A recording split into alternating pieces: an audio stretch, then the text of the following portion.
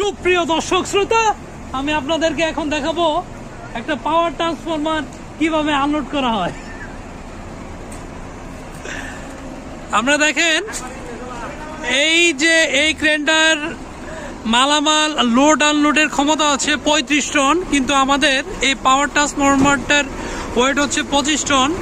দেখা যাক এই ক্রেনটা আমাদের এই যে ধীরে ধীরে মূল মাল ট্রাক থেকে অলরেডি উপরের দিকে উঠে গেছে।